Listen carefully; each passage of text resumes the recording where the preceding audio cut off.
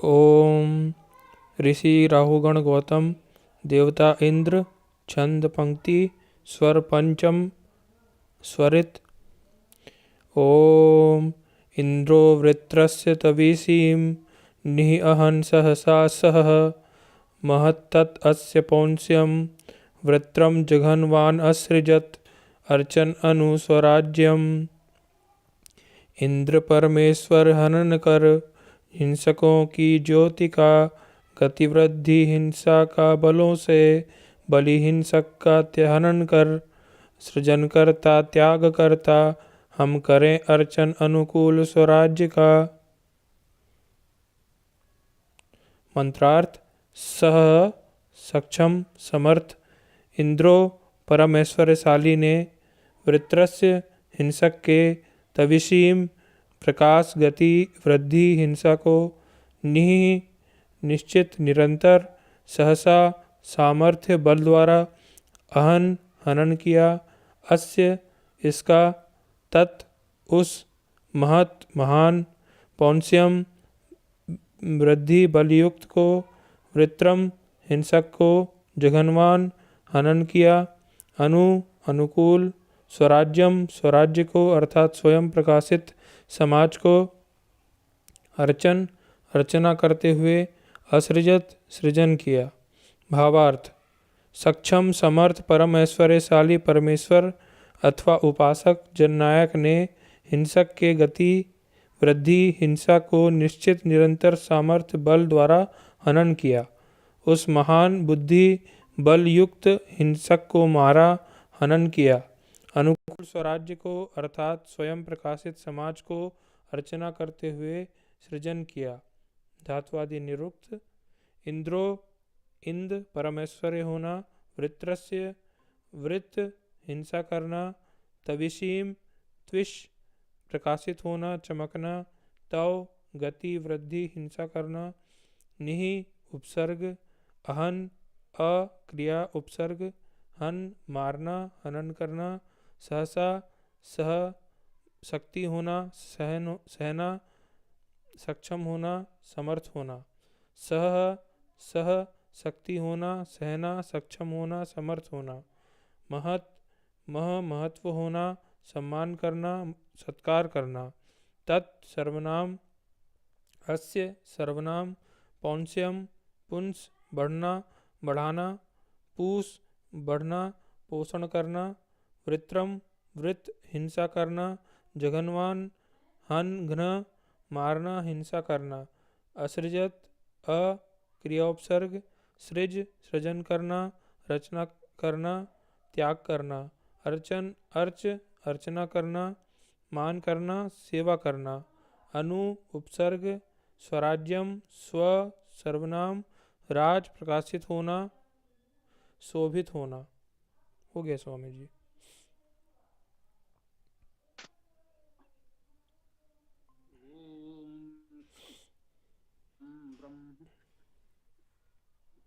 हाँ भाई सीताराम जी, ये 10वां मंत्र छूट गया था उस दिन ना आप लोगों से। जी स्वामी जी, ये वाला मंत्र था ना जो अभी ये पढ़ा रहे थे 10वां मंत्र। जी स्वामी। ठीक है, तो अभी इसको हम मंत्र कर देते हैं और उसके पश्चात कुछ और प्रश्न होंगे, कुछ लोग जुड़ेंगे तो देखेंगे। ठीक है जी स्वामी जी।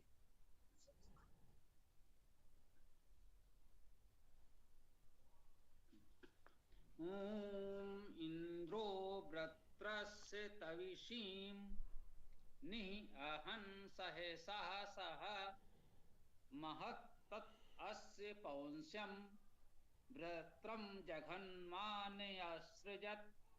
अर्चन अनुस्वराज्यम्। ओम इंद्र परमेश्वर हनन कर हिंसकों की ज्योति का गति वृद्धि हिंसा का बलों से हिंसक का हनन कर सृजन करता त्याग करता हम करें अर्चन अनुकूल स्वराज्य का।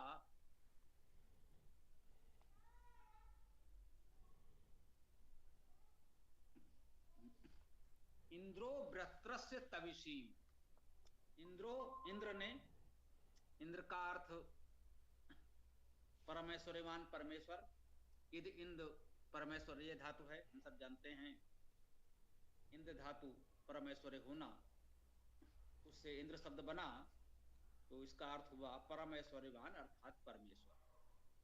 तो परमेश्वर इंद्र ने वृत्रस्य हिंसा का या हिंसक का, व्रत हिंसने धातु है, व्रत धातु के अनेक अर्थ होते हैं, हम लोगों ने चर्चा की है। यहाँ पर हिंसा का अर्थ ग्रहण किया जाएगा। जैसा कि हमने बताया है कि मंत्र के सूक्त के संपूर्ण भाव को देखते हुए हम अनेकार्थी शब्दों से कोई एक अर्थ का चयन करते हैं या एक से अधिक अर्थों का चयन भी कर सकते हैं। तो वृत्रस का यहाँ अर्थ है हिंसा का, हिंसक का। इंद्र परमेश्वर ने हिंसक के तविषीम, हिंसक की तविषी को, ये तविषी क्या है? तविषी का अर्थ प्रकाश, गति, वृद्धि, हिंसा।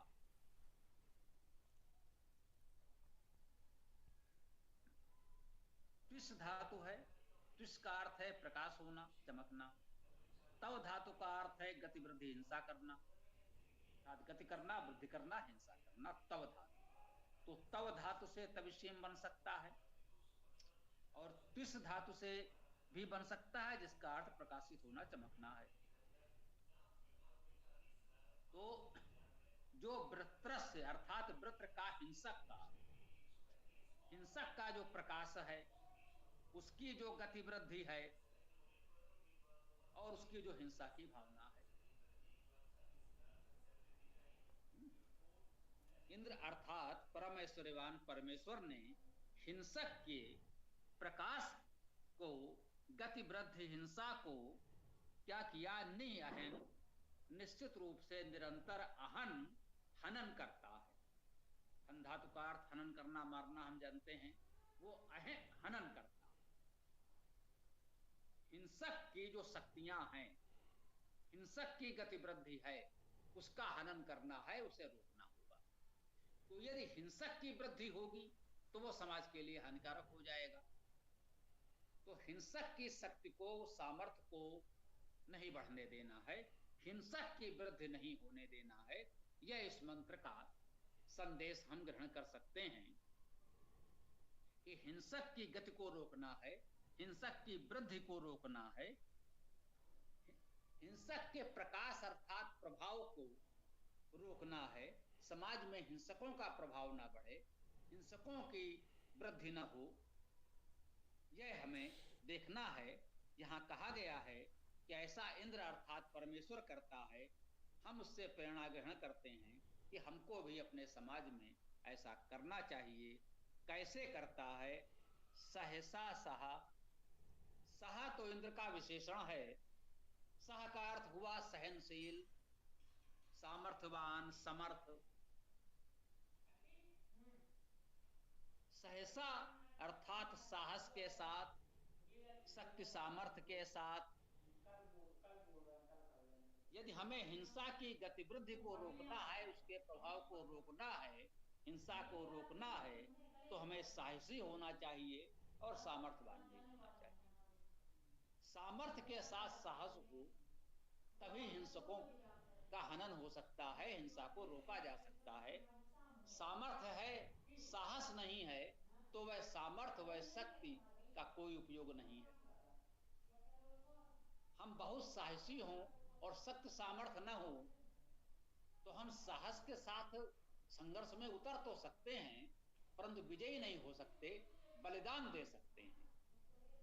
तो यह भी आवश्यक है कि हम उचित शक्ति सामर्थ्य का अर्जन करके हिंसा का हनन करने के लिए आगे आए, जिससे हमें हिंसक का हनन करने में, हिंसक की गतिवृद्धि प्रभाव को रोकने में सफलता प्राप्त हो। महत तत् अस्य पौंस्यम, वह इसके महत पौंस्य को, महत तत्व है, सर्वनाम स्पष्ट है, अस्य भी सर्वनाम इसका स्पष्ट है। वह इसके महत अर्थात महान बड़े पौंस्यम पौंस को। ये पौंस क्या है? क्या बनाया वसन?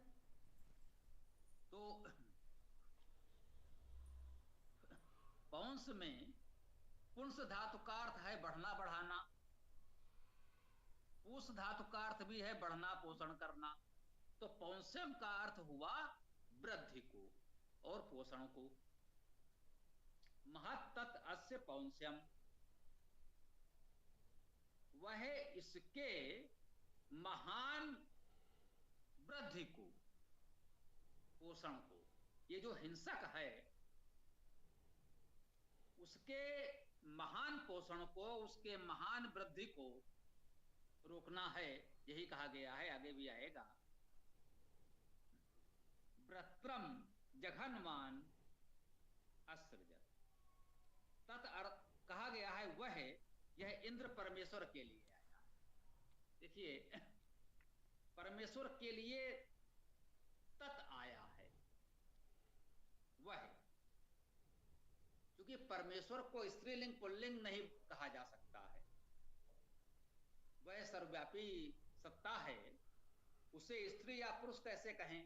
तो तत् आया है जो नपुंसक लिंग है। आपका जो बहुप्रचलित गायत्री मंत्र है, इसे बहुत से लोग दीक्षा मंत्र गुरु मंत्र के रूप में भी प्रयोग करते हैं। उसमें कहा गया है तत्सवितुः वरेण्यम्।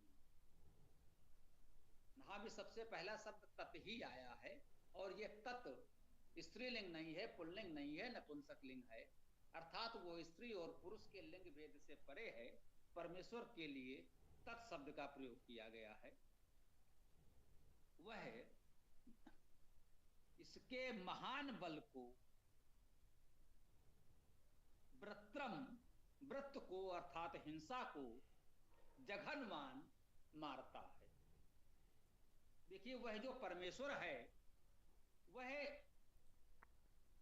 महान गतिवृद्धि युक्त हिंसा को मारता है। हिंसा कितने भी शक्तिशाली हो जाए, कितने भी बढ़ जाए, उसका हनन निश्चित रूप से होगा। यह मंत्र हमें आश्वस्त कर रहा है कि ईश्वर की व्यवस्था में हिंसकों का महत्व नहीं है, उनको जीवन दान नहीं है। हिंसा को और हिंसकों को समाप्त होना है, यह ईश्वर की व्यवस्था है। हमें इस पर विश्वास करके अपने शक्ति सामर्थ्य को अर्जित करके समाज में इस व्यवस्था को बनाए रखने के लिए अपना योगदान देना है। यह मानना है कि ईश्वर की व्यवस्था है कि हिंसा को समाप्त होना है, और हिंसा को समाप्त करने में हमें अपना योगदान देना है। यही इस मंत्र की मूलभूत प्रेरणा है। अंत में क्रिया और आई है असृजत, सृजन किया। यदि हिंसा का हनन करना है तो हमें सृजन भी करना है। यदि सृजन न करें, केवल हनन करें, हिंसा का हनन करें, तो फिर समाज में क्या करना है? हिंसा का हनन करके सकारात्मक प्रवृत्तियों का सृजन करना है। समाज में सकारात्मक प्रवृत्तियों को बढ़ाना है। यदि हम सृजन नहीं करेंगे तो हिंसा का हनन स्थायी नहीं होगा, वो टिकेगा नहीं, हिंसक प्रवृत्तियां फिर बढ़ेंगी। तो आवश्यक यह है कि रिक्त स्थान न छोड़ा जाए। जो नकारात्मक प्रवृत्तियां हैं, हिंसक प्रवृत्तियां हैं, उसका हनन किया जाए। और साथ में यह भी आवश्यक है कि हम सकारात्मक प्रवृत्तियों का सृजन भी करें समाज में। यही हम लोग कहते हैं घर घर वेद जन जन वेद। यदि हम वेद का प्रकाश विस्तार करें, लोगों तक वेद को भली भांति पहुंचा दें, तो जो नकारात्मक प्रवृत्तियां हैं वे निर्बल होंगी, उनका हम इस प्रकार से हनन कर सकेंगे। और सकारात्मक पक्ष वेद का प्रकाश जब लोगों में होगा तो नकारात्मक भावनाएं समाज में नहीं बढ़ सकेंगी। यह स्वाभाविक है। जब लोगों को सही मार्ग की जानकारी होगी, वेद पथ की जानकारी होगी, वैदिक मार्ग क्या है, वेद हमें क्या दिशा निर्देश देता है, उससे हमें क्या लाभ हो सकता है, हमारा जीवन कितना उत्तम सुगम आनंददायक बन सकता है, आनंदमय हो सकता है, यदि इसकी हमें जानकारी होगी तो समाज में नकारात्मक प्रवृत्तियां, हिंसा आदि की वृद्धि नहीं हो सकेगी। ये इस मंत्र की भावना, ये संदेश हमने ग्रहण किया। ऐसा करने के लिए अर्चन अनुस्वराज्यम सभी मंत्रों में कहा जा रहा है इस सूक्त में कि हम अपने राज्य का अर्चन करें। सांसारिक अर्थों में जो हमारा राज्य राष्ट्र है उसकी अर्चना करें, व्यक्तिगत स्वार्थ को त्याग कर समाज और राष्ट्र के हित में कार्य करें। आध्यात्मिक अर्थ में हम यही कहेंगे कि जो हमारे भीतर का प्रकाश है, ये स्वराज्य शब्द है, स्व अर्थात अपना, राज्य, राज दीप्तो धातु है, प्रकाश होना, दीप्त होना। तो जो हमारे भीतर का प्रकाश है, उस परमात्मा परमेश्वर का दिव्य चेतन प्रकाश है, उस अपने प्रकाश की अर्चना करें तो हम समाज में हिंसा का हनन करके सुव्यवस्था स्थापित कर सकते हैं। अपने व्यक्तित्व में, स्वभाव में, अपने भीतर के हिंसा का हनन कर सकते हैं और समाज में फैलने वाली हिंसा, नकारात्मक प्रवृत्तियों का भी हनन कर सकते हैं। आध्यात्मिक अर्थ में सबसे पहले तो हमें अपने भीतर के प्रकाश की अर्चना करते हुए अपने भीतर के हिंसा की भावना को समाप्त करना है, अपने भीतर के हिंसा के भाव का हनन करना है और उसके बाद हमें समाज में भी सुव्यवस्था स्थापित करने का प्रयास करना है, हिंसा और नकारात्मक प्रवृत्तियों का हनन करने का प्रयास करना है। ये मंत्र हमारा यहाँ पूर्ण होता है। अब आप लोग अन्य विषयों पर चर्चा कर सकते हैं। इस मंत्र के संदर्भ में जो पूछना हो उसे प्राथमिकता दें, पहले उसकी चर्चा कर लें, उसके पश्चात अन्य विषयों की भी बात कर सकेंगे। बताएं।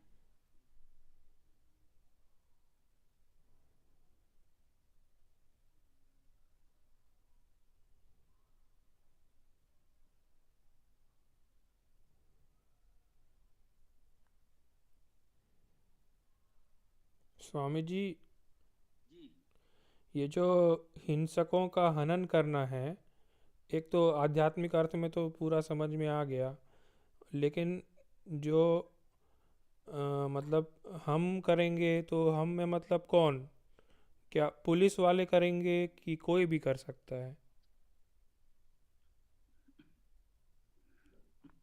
देखिए, हिंसक का हनन करने का भाव यही है कि हिंसा की प्रवृत्ति को दूर करने का प्रयास किया जाए। जहां जो जिस रूप में है वो अपनी सीमाओं में, मर्यादाओं में रहकर प्रयास करेगा। यदि अध्यापक है तो वो छात्रों को समझाएगा कि आपको हिंसा से बचना है, हिंसा से क्या हानि हो सकती है, आप हिंसा से बचें, दूर रहें। जो अध्यापक है, इसी प्रकार के जो समाज के नेतृत्व करता है, धर्मोपदेशक हैं, तो वे समाज को सदप्रेरणा दे सकते हैं, हिंसा से बचने का आग्रह करेंगे, समझाएं बुझाएंगे, उनको बताएंगे कि भाई हिंसा से हमें दूर रहना चाहिए। जैसा कि हमारे बहुत से महान नायकों ने किया, समाज को हिंसा से अहिंसा की ओर ले जाने का प्रयास किया। बहुत लोगों ने किया, प्राचीन काल से आधुनिक काल तक लोगों ने किया। तो जो जहां जिस भूमिका में है वो करेगा। इस प्रकार से समाज में हिंसा को दूर करने का वातावरण बनाने का प्रयास करेंगे। अब वो एक आपातकाल की स्थिति है कि यदि कोई व्यक्ति इतना हिंसक हो जाता है, वो मनुष्य हो या पशु हो, व्यक्तिगत रूप से इतना हिंसक हो जाता है कि उस पर नियंत्रण करना वैचारिक दृष्टि से संभव न हो, तो उसका शारीरिक हनन करना, उसको मारना पड़ता है, तो वो तो निश्चित रूप से जो लोग उसके लिए अधिकृत हैं वही कर सकते हैं। यदि समाज में, हमारे नगर में, ग्राम में कोई हिंसक पशु आ जाता है, कभी कभी हम सुनते हैं कि कोई वन्य पशु आ जाते हैं जिससे जनहानि होती है, वो लोगों को मार सकते हैं, घायल कर सकते हैं, क्षति पहुंचा सकते हैं, तो क्या करते हैं हम? कोई बाघ, तेंदुआ जैसे पशु यदि समाज में आ जाएं, कई बार नदियों से निकलकर मगरमच्छ आदि आ जाते हैं, तो हम क्या करते हैं? हम केवल इतना कर सकते हैं कि वन विभाग को सूचना दें। वही प्रशिक्षित लोग हैं जो आकर देखेंगे कि इस पशु को हमें कैसे नियंत्रित करना है, कैसे पकड़ना है, वो अपने तरीके से उनको पकड़ते हैं, पकड़ के ले जाते हैं वन में, जल में उनके उचित स्थान पर छोड़ देते हैं। तो ये कार्य तो वही कर सकते हैं ना, हम तो नहीं कर सकते। हम करेंगे तो मारे जाएंगे। तो ये तो कोई समझदारी वाली बात नहीं हुई कि हम जाकर के उससे लड़ने लगे। तो हमारा दायित्व इतना है कि हम उचित लोगों को उसकी सूचना दें कि भाई यहाँ पर ये समस्या आ गई है, कृपया आप आकर देखें। तो यही बात मनुष्यों के लिए भी कह सकते हैं कि समाज में कोई बहुत हिंसक प्रवृत्ति का व्यक्ति हो जाता है, कोई समाज के लिए घातक हो जाता है, तो उसके लिए जो उचित विभाग है, हम सुरक्षा कर्मियों को उसकी सूचना देंगे कि भाई आप आकर उनको देखिए। करना तो यही पड़ेगा। प्रत्येक व्यक्ति ये करने लगेगा तब तो समाज में अव्यवस्था फैल जाएगी और अनावश्यक लोग मारे भी जाएंगे। व्यवस्था तो हमें बनाए रखनी है और उसी दिशा में हमें प्रयास करना होगा। ये तो बिल्कुल ठीक है। ठीक है, और कोई बात वो बताएं। हाँ भाई कोमल जी, आज तो छूटे हुए मंत्र की ही चर्चा हम लोगों ने की। नमस्कार गुरु जी। जो मंत्र उस दिन आपसे छूट गया था उसको आज किया गया है। जी गुरु जी। वो जिस दिन रिकॉर्डिंग नहीं हुई, जिस दिन रिकॉर्डिंग नहीं हुई थी उस दिन वाला। हाँ, 10वां मंत्र था, तो इस स्वराज सूक्त का 10वां मंत्र भी हम लोगों ने किया है। नीलम जी आप बताएं, कुछ कहना चाहेंगे?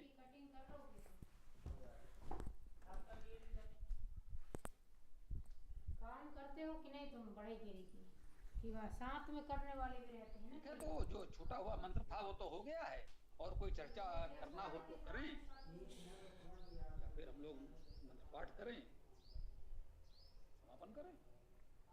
हाँ गुरु जी, एक प्रश्न था मेरा कि जैसे हमारे सनातन धर्म में मुहूर्त निकालते हैं हर से काम के लिए, तो इस मुहूर्त के पीछे क्या विज्ञान है? मुहूर्त क्या होता है पहले तो ये जानना पड़ेगा।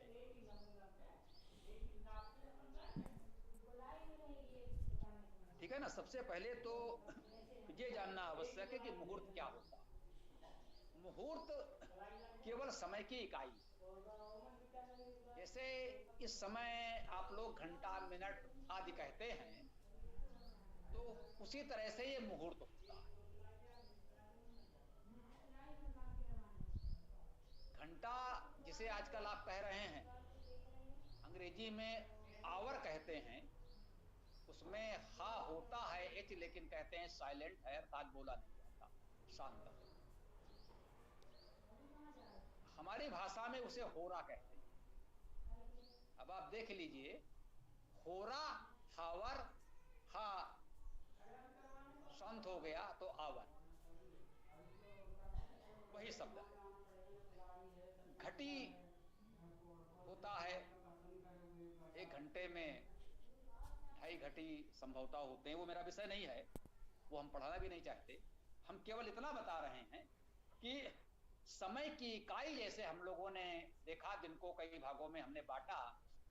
प्रहर है, एक दिन मान में जिसे हम 24 घंटे कहते हैं, 8 प्रहर होते हैं। घटी है, वैसे ही मुहूर्त भी है, कुछ देर का होता है। अब ये कहें कि इस कार्य को हमें किस मुहूर्त में करना है, अर्थात कितने, आज की भाषा में कहें कितने बजे करना ठीक रहेगा, तो ये हम लोग अपनी अपनी सुविधा के अनुसार कोई समय तो तय करेंगे। आपको जन्मदिन मनाना है, आज आपका जन्मदिन है, तो आज तो दिन भर आपका जन्मदिन है, लेकिन जन्मदिन का कोई समय निर्धारित करेंगे जब अपने तरीके से उसका कोई भी कार्यक्रम औपचारिक रूप से आप करेंगे, हवन पूजन करेंगे, वेद पाठ करेंगे, जिसकी जैसी भावना है वो उस तरीके से कुछ ना कुछ करेगा।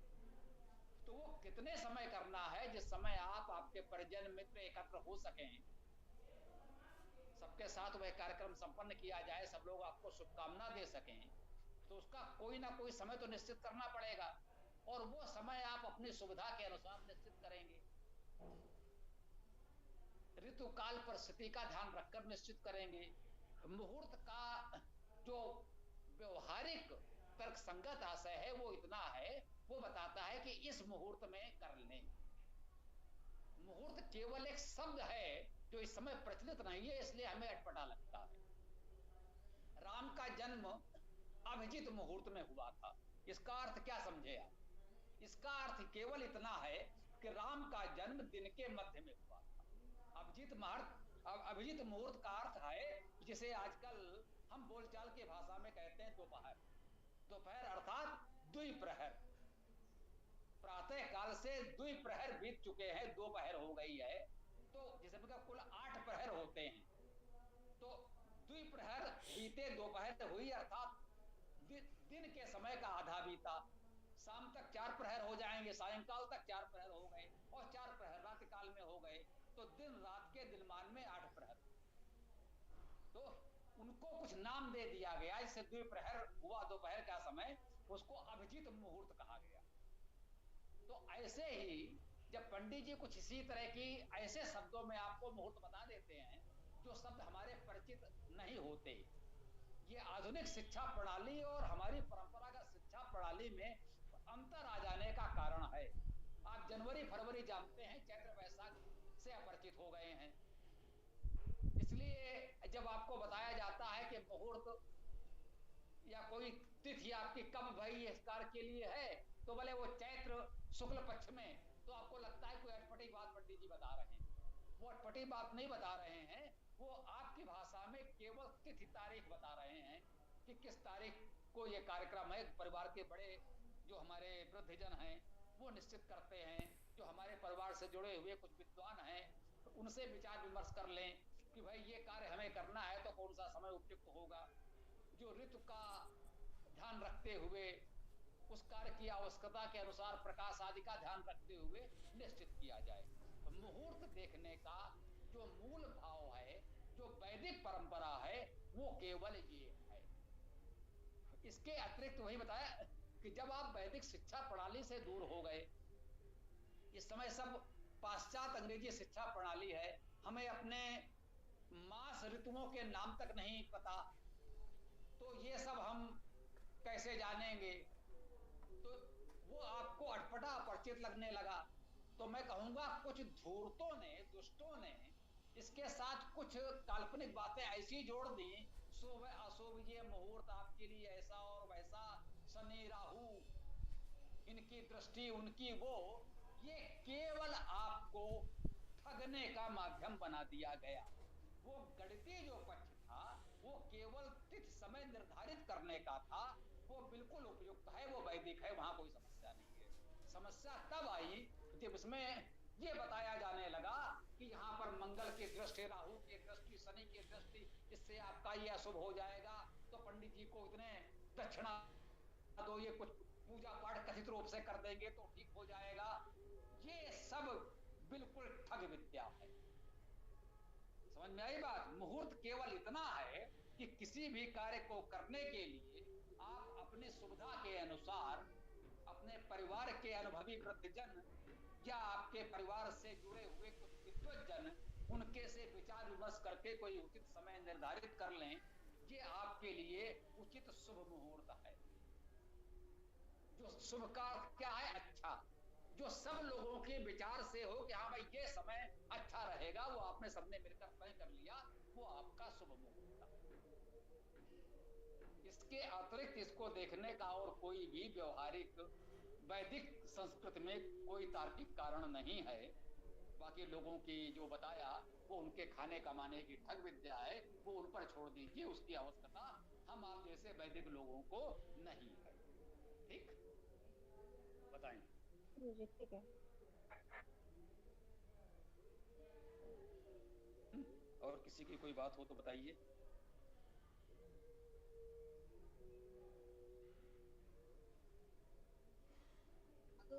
नमस्ते स्वामी जी। जी नमस्ते, बताइए। स्वामी जी, एक प्रश्न था कि प्रथम मनुष्य की उत्पत्ति कैसे हुई धरती पर?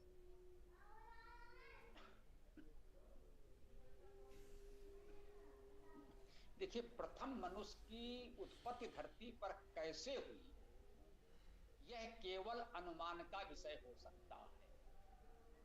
ठीक है, उसका कोई प्रत्यक्ष प्रमाण, कोई जानकारी तो हमारे पास है नहीं, ना हो सकती है। मैं बहुत स्पष्ट कह रहा हूं, हम आपको कहीं भी भ्रम में नहीं रखना चाहते। यदि कोई भी ये दावा करे कि उसको इस बात की बिल्कुल पक्की जानकारी है कि प्रथम मनुष्य की उत्पत्ति पृथ्वी पर कब और कैसे हुई, तो वो निश्चित रूप से स्वयं तो धूर्त है और आपको मूर्ख बनाने का प्रयास कर रहा है, स्पष्ट है। ठीक है, लाखों वर्ष पहले, करोड़ों वर्ष पहले कब मनुष्य की उत्पत्ति हुई और कैसे हुई, तो आज हम कैसे बता सकते हैं? तो ये हम अनुमान करते हैं। अनुमान कैसे करते हैं? प्रकृति की कुछ जानकारी हमको विभिन्न तरीकों से प्राप्त होती है। आधुनिक तकनीकी साधनों से हम जीवाश्म आदि को देख करके कुछ अनुमान लगा रहे हैं। मनुष्य के प्राचीनतम जीवाश्म या कुछ इस प्रकार के प्रमाण जो मिले, उसके आधार पर हम ये कह पाते हैं कि इतने लाख वर्ष पहले मनुष्य पृथ्वी पर था। उसके पहले नहीं था ये नहीं कहा जा सकता, इसमें ये भी समझने की बात है। यदि आपको इतने लाख वर्ष पहले का प्रमाण मिला है तो ये तो पता चला कि उस समय था, लेकिन उसके पहले नहीं था ये नहीं कह सकते। हो सकता है अभी नहीं मिला है, कल उससे अधिक प्राचीन कोई प्रमाण हमको मिल जाएगा तो हमें मानना पड़ेगा उस समय भी था। अब इस प्रकार से प्रथम मनुष्य कहां से और कैसे उत्पन्न हुआ होगा, ये केवल कल्पना और अनुमान का विषय है। तो इसमें कुछ आधुनिक तकनीक की सहायता से ये प्रयास किया गया है कि जो विभिन्न प्रकार के प्राणी हैं उनके शरीर रचना और स्वभाव में थोड़ा थोड़ा जो अंतर मिलता है, उससे एक अनुमान किया गया है कि एक प्राणी से कुछ उसमें, जिसे आजकल हम जीन कहते हैं, गुणसूत्र कहते हैं, ऐसे में कुछ थोड़े थोड़े परिवर्तन होते जाने से लगभग नए जीवों की उत्पत्ति हुई। उसको यूं समझें कि किसी भी प्राणी से जो उसका संतान उत्पन्न हुआ है ना, जो भी उसका संतान उत्पन्न हुआ तो वो संतान अपने माता पिता से कुछ अलग होगा। सामान्यतः मनुष्य मनुष्य या किसी पशु से वो पशु उत्पन्न होता है तो लगभग एक समान ही होता है, थोड़े से रंग आदि कह सकते हैं, इतना अंतर तो नहीं होता कि हम उसको देखकर बता दे सकते हैं कि भाई ये कुत्ते के संतान है, ये गाय की या उसकी, तो उसी जैसा होता है। तो ये माना गया कि उसमें सूक्ष्म परिवर्तन तो संभव है। एकदम से कोई कहे कि बकरे के गर्भ से गाय का जन्म हो जाए या गाय के गर्भ से बकरे का जन्म हो जाए, ये तो संभव नहीं है। ये माना गया जैसे गाय की भी अनेक प्रजातियां हैं, मतलब है तो गाय फिर भी कुछ कुछ अंतर है, तो ये कुछ अंतर उसी गाय से दूसरे गाय का जब जन्म होता है तो उसमें थोड़ा सा अंतर हो सकता है।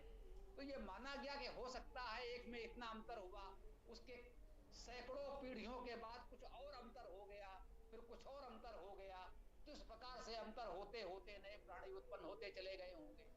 इसी प्रकार से अपने किसी निकटतम प्राणी से मनुष्य का भी जन्म हुआ होगा, अर्थात एक अलग हो इस रूप में एक प्राणी जन्मा जिसको हम आज मनुष्य कहते हैं।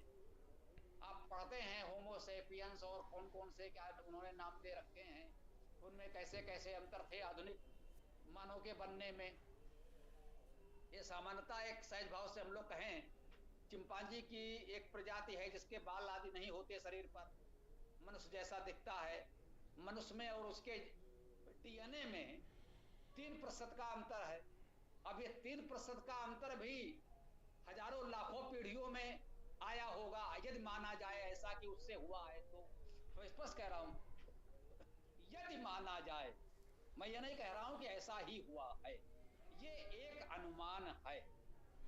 कुछ लोगों का ऐसा मानना है, कुछ लोगों का ऐसा मत है कि इस प्रकार से नए जीवों की उत्पत्ति हुई और नए जीव आते आते एक समय आया कि उस जीव की, प्राणी की उत्पत्ति हो गई जिसे आज हम मनुष्य कहते हैं। एक केवल यह एक विचार है, एक कल्पना है, एक सिद्धांत है, अंतिम सत्य है ऐसा दावा कोई नहीं कर रहा है। इसी प्रकार से कुछ अन्य विचार भी आ सकते हैं। जब इस प्रकार से तकनीक का विकास नहीं हुआ था, इतनी तार्किक विकसित नहीं हुई थी, तो विभिन्न विभिन्न देशों में जो तथाकथित धार्मिक परंपराएं हैं, तो लगभग सभी लोगों ने यह अनुमान किया कि सर्वशक्तिमान ईश्वर ने सभी प्राणी बनाए। ये तो बिल्कुल ठीक है, बनाए तो उसी ने। तो अब ये कहें कि उसने जो प्राणी आज जैसा है वैसे ही बना दिए, तो उस समय अधिकांश मतों में जो भी धार्मिक पंथ मत हैं पूरे विश्व में, उन सब का लगभग यही मत था कि सर्वशक्तिमान ईश्वर ने विभिन्न प्रकार के प्राणियों को बना दिया। अर्थात कैसे भी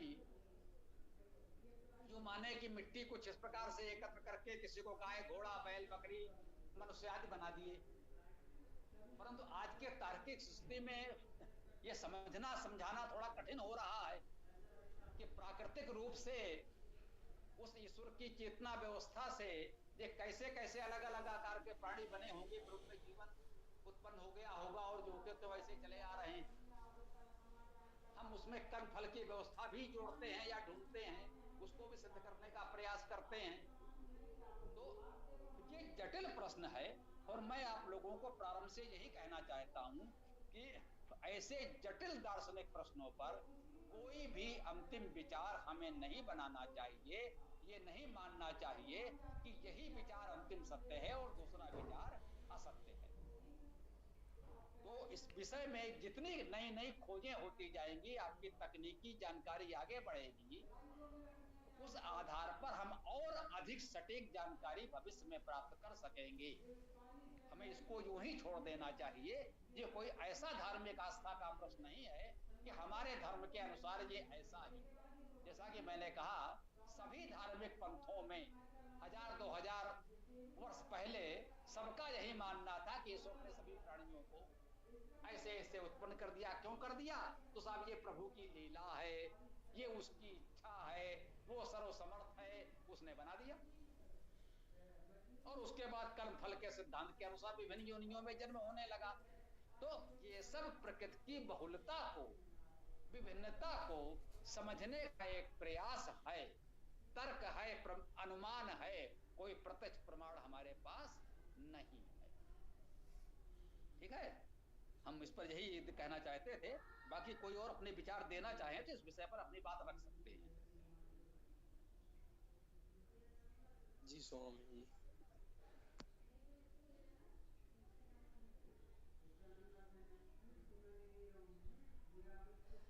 आगे बढ़ें, कोई और बात हो तो कर सकते हैं।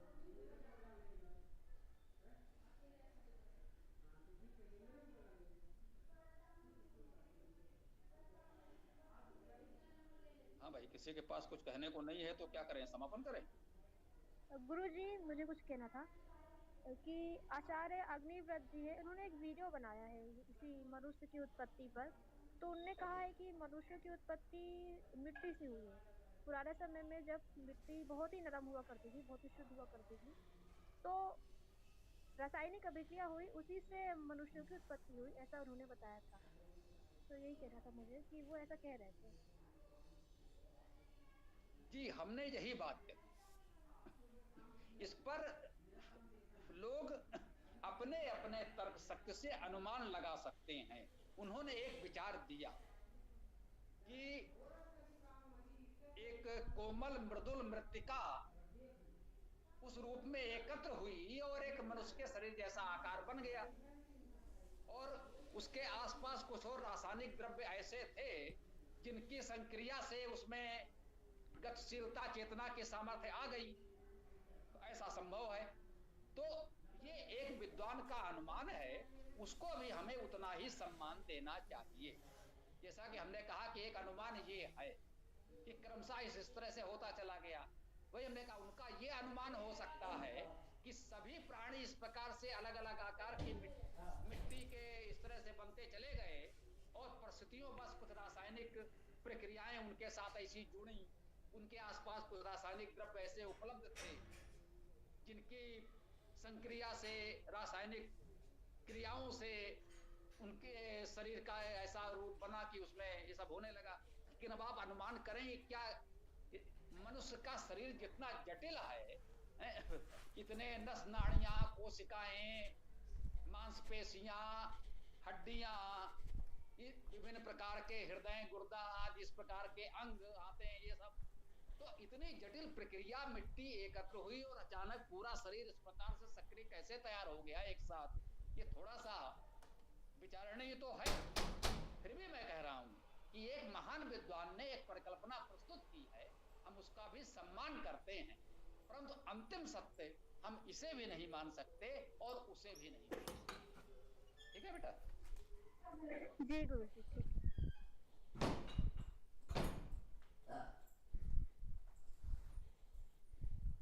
हाँ, किसी और को कुछ कहना हो तो बताएं, कुछ समय है भी हमारे पास।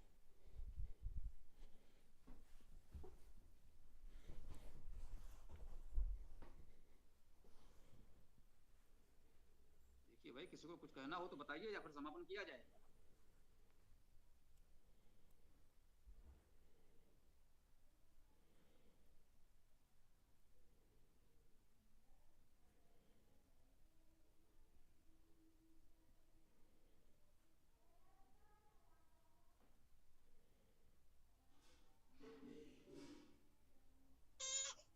जी स्वामी जी समापन करते हैं, किसी साथी के पास कुछ नहीं है तो।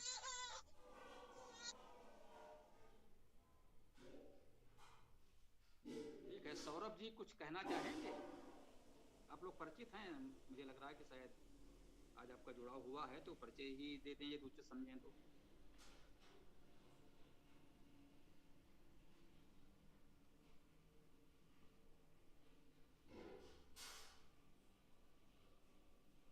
ठीक है, तो आज ये विशेष कक्षा है,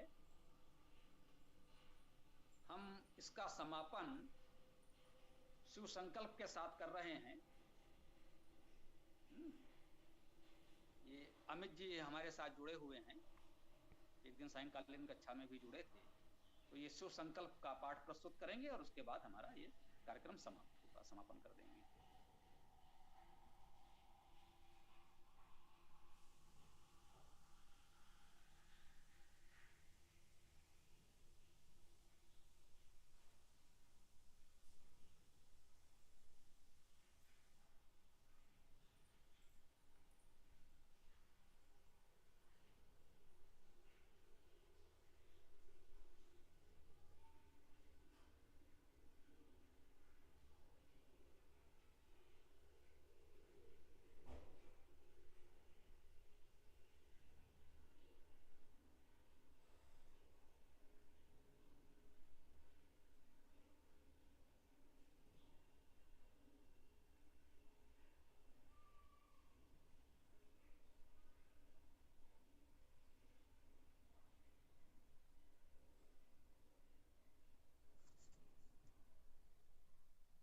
ओम शिव संकल्प सूक्ति यजुर्वेद अध्याय 34 मंत्र 1 से 6।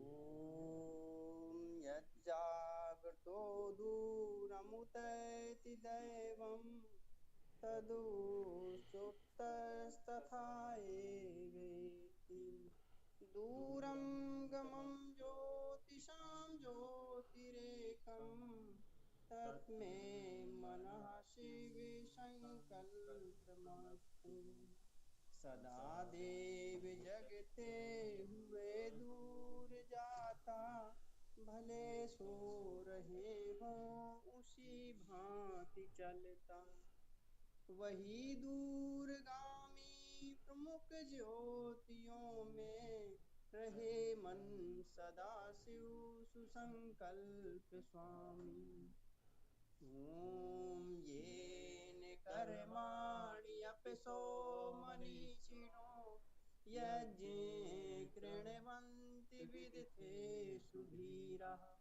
यत् पूर्वं यक्ष्मन्तः प्रजानां तत्मे मनः शिवे संकल्पमस्तु मनीषी सकल कर्म जिससे निभाते परम धैर्यशाली रहे यज्ञ में जो सुअंतःकरण वह सबल है प्रजा का रहे मन सदा शिव सुसंकल्प स्वामी ओम यत् प्रज्ञानम् चेतो धृतिः च यज्ज्योतियन्तः अमृतं प्रजासु यस्मान्नरते किञ्चन कर्म क्रियते तत्मे मनसि विसङ्कल्पमास्तु सुप्रज्ञा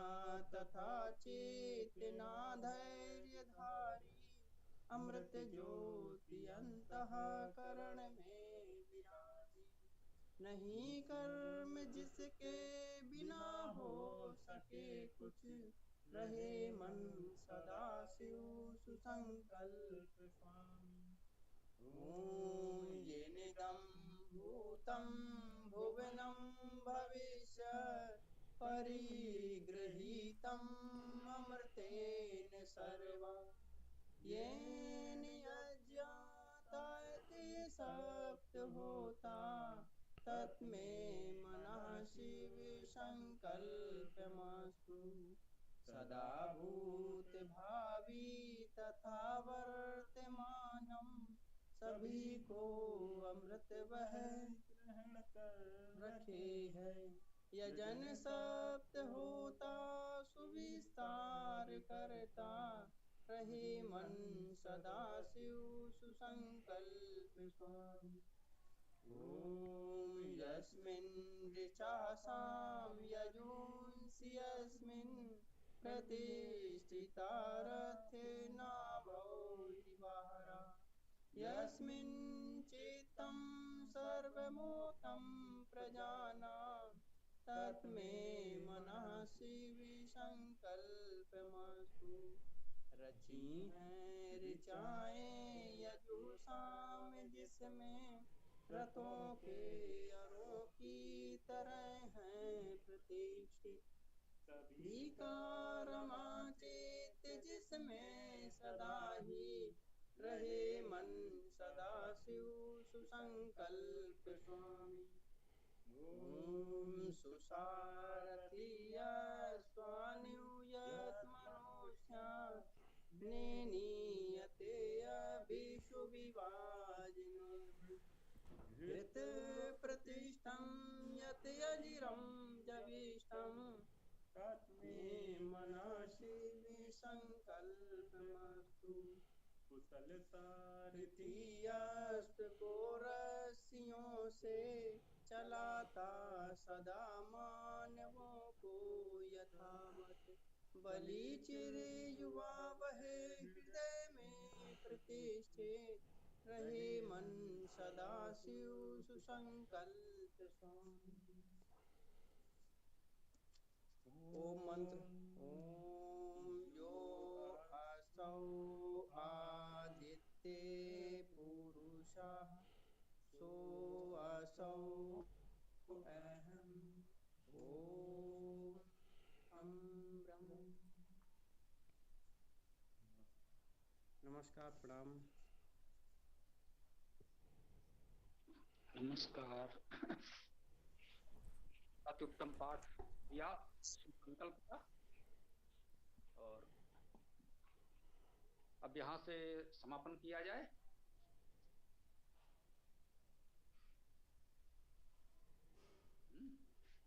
ठीक है, अब सायंकाल कक्षा में मिलते हैं। इस समय इसका समापन करते हैं।